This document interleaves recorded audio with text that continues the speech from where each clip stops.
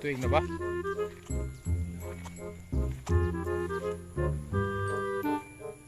So, ito yung mga nauna, oh. Ganda na. Hindi natin ito ng init. Tapos pagkatapos ng init, bagyo.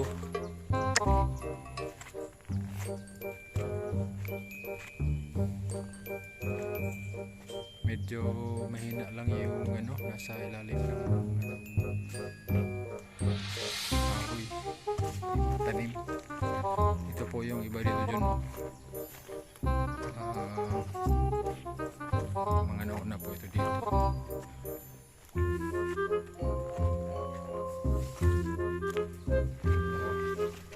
Mga nauna. May mga nagpuso na. Pero yan po yan. 1, 2, 3, 4, 4 na. Sapat. Pero ano na po yan, ilan yan silang mga nagpuso na. Isa. Po, yan. 1, 2, 3, 4. Yan. Ito, mga nagpuso na rin. O, yan. Ito may nahalong ano, may nahalong latundan. Ito, medyo ano ito, mga 7 siguro ito. So ito po yung iba talaga na medyo ano, pinutol na lang at nagpanibago ng ano. Sana makarecover sa second generation.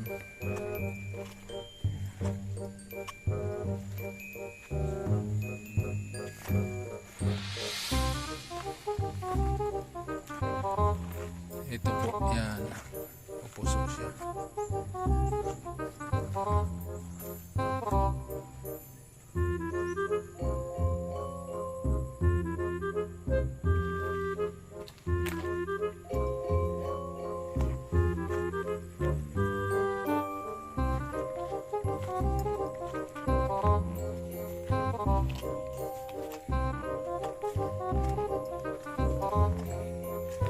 Ganyan mag-alaga guys, tinatanggal guys. Shout out guys, shout out mga kasaging. Yan. Pag ganyan, alin ang pipiliin mo, palakihin?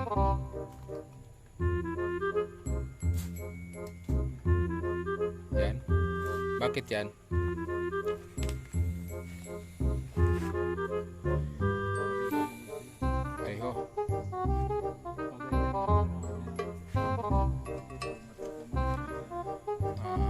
So ganyan guys, oh. Oh, tingnan mo na. Ayan, tinatanggal. Bakit tinatanggal kahit malaki? Kasi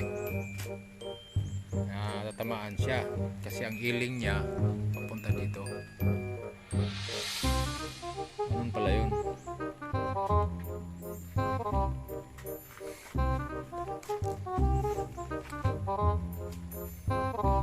Ganyan, tinatanggal yung ibang mga suhi kasi hindi na rin niya maglaki.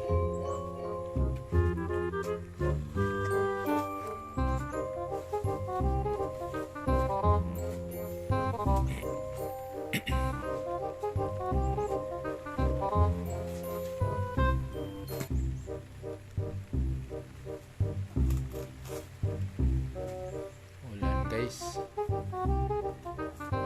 muna guys.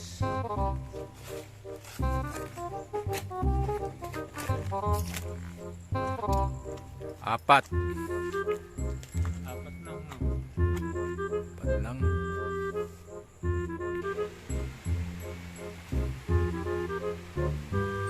Silong tayo sa puno ng saging.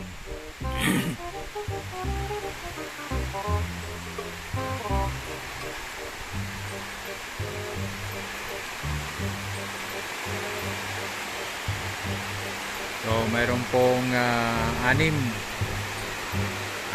na unang nagbubunga, nagpupuso. Ayun. Butan tayo ng ulan guys.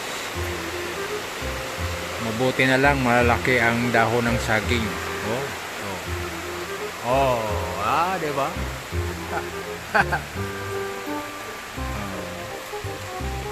Yun. So, caught in the rain tayo, guys. Caught in a heavy rain. Dito po tayo sa ating project.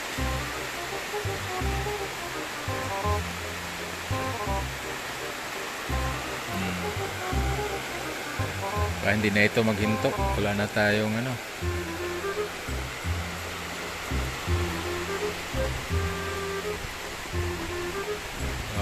shout out po sa ating lahat. Ingat-ingat po tayo.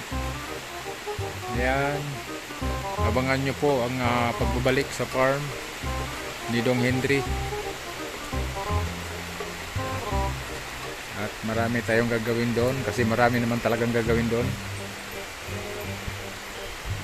Okay po. So silong muna ako kasi bababasa na tayo. God bless.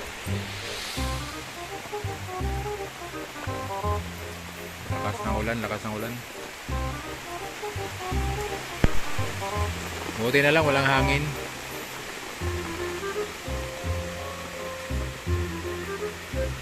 Kasama natin silong sa dahon ng saging.